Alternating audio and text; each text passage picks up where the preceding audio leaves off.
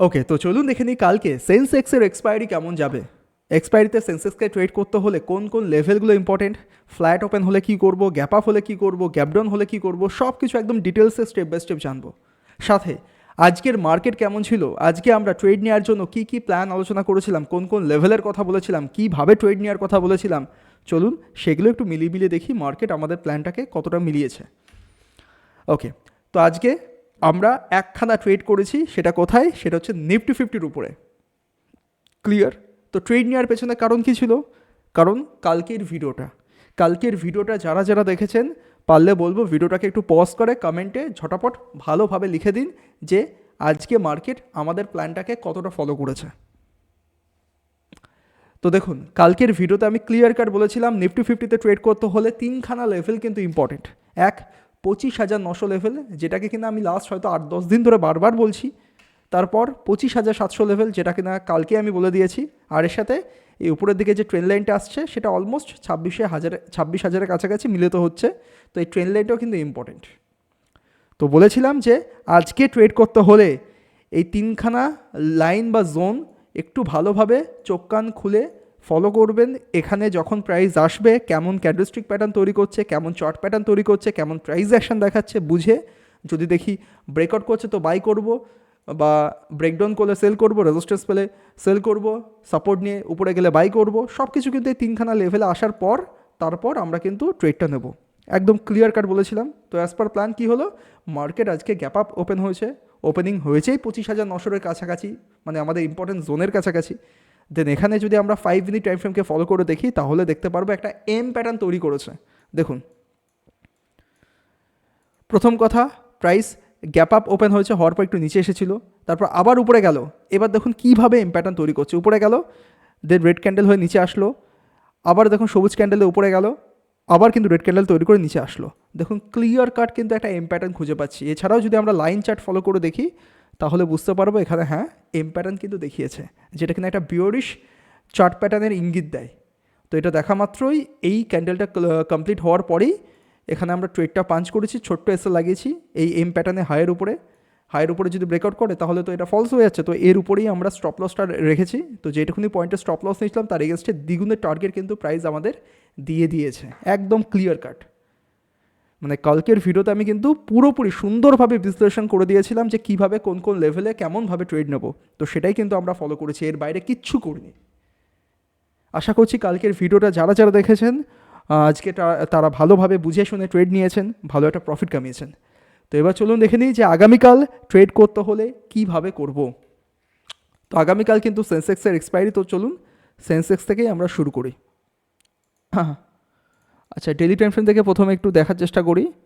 আচ্ছা ডেলিতে বুঝতে পারছি প্রাইস একটা সাপোর্ট এলাকার কাছাকাছি কিন্তু অলমোস্ট এসে গেছে। এখানে দেখুন মাল্টিপল টাইম কিন্তু সাপোর্ট নেওয়ার চেষ্টা করছে।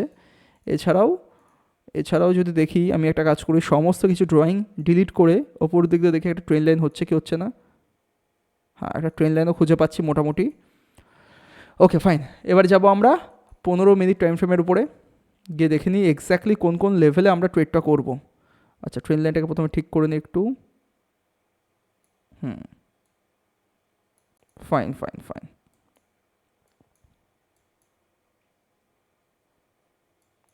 আচ্ছা প্রথমে এটুকুনি বুঝতে পারছি এই জোনটা কিন্তু ইম্পর্টেন্ট।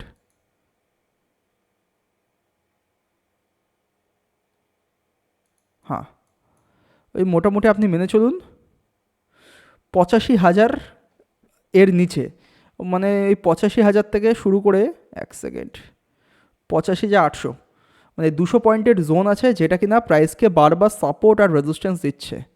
রাইট, আজকে কিন্তু প্রাইস এখান থেকেই রেজিস্ট্যান্স পেয়ে টানা ফল করেছে।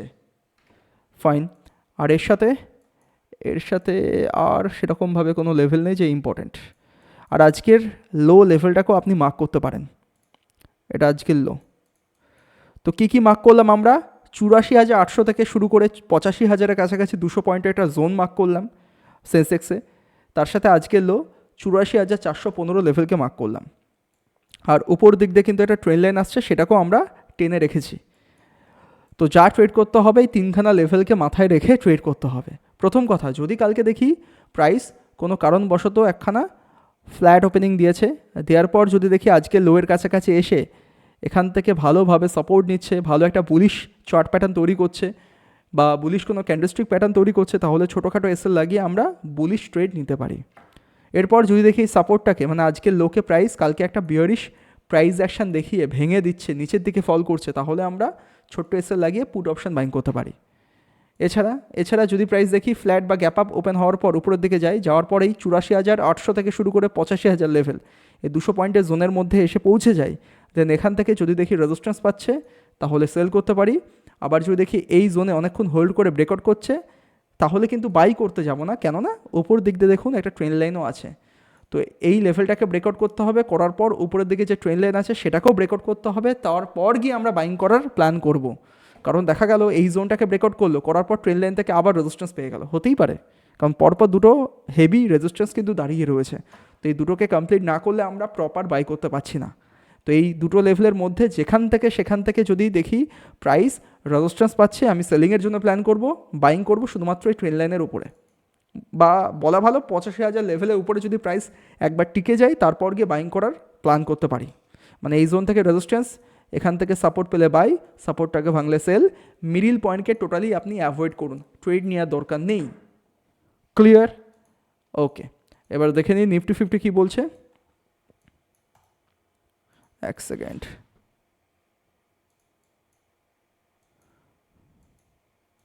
আর নিফটি 50-তে এগেইন বলছি, এই দুটো লাইনই ইম্পর্ট্যান্ট, মানে 25,900 আর এদিকে 25,700। কেমন হবে যদি দেখি এই 900 আর 700 মিডিল পয়েন্টেই ওপেন হয়, যেখানে আজকে ক্লোজ দিয়েছে, এখানে যদি ফ্ল্যাট ওপেনিং দেয় তাহলে ট্রেড নেওয়ার কোনো ফায়দা নেই। ট্রেড নিতে হলে এই উপরের জোন বা নিচের জোনে আসতে হবে প্রাইসকে, সে ফ্ল্যাট হোক, গ্যাপ আপ হোক বা গ্যাপ ডাউন হোক, যাই ওপেন হোক না কেন, যদি দেখি লো পয়েন্টে এসে প্রাইস এখান থেকে সাপোর্ট নিচ্ছে আমরা বাই করব। আবার যদি রেজিস্ট্যান্স পয়েন্টে এসে প্রাইস দেখে এখান থেকে সেল বা সেলিংয়ের প্রেশার দেখাচ্ছে বা রেজিস্ট্যান্স পাচ্ছে যদি খুঁজে পাই, তাহলে আমরা সেল করব। ব্যাস, এর বাইরে আর নিফটি 50-কে ট্রেড করার দরকার নেই। এই দুটো লেভেলকে মাথায় রাখুন, যা ট্রেড নেওয়ার এখানে কিন্তু ভালো ভালো ট্রেড আপনি পেয়ে যাবেন। মানে আমরা বলতে চাইছি সাপোর্ট থেকে রিভার্সাল ট্রেড নেব বাইংয়ের সাইডে, আর রেজিস্ট্যান্স থেকে আমরা রিভার্সাল ট্রেড নেব সেলিংয়ের সাইডে। অলরাইট, তো যদি ভিডিওটা ভালো লেগে থাকে তাহলে প্লিজ ভিডিওটাকে লাইক, শেয়ার, কমেন্ট করে দিন। আর আমাদের চ্যানেলে নতুন হয়ে থাকলে চ্যানেলটাকে সাবস্ক্রাইব করতে ভুলবেন না। দেখা হচ্ছে কালকে। Good bye.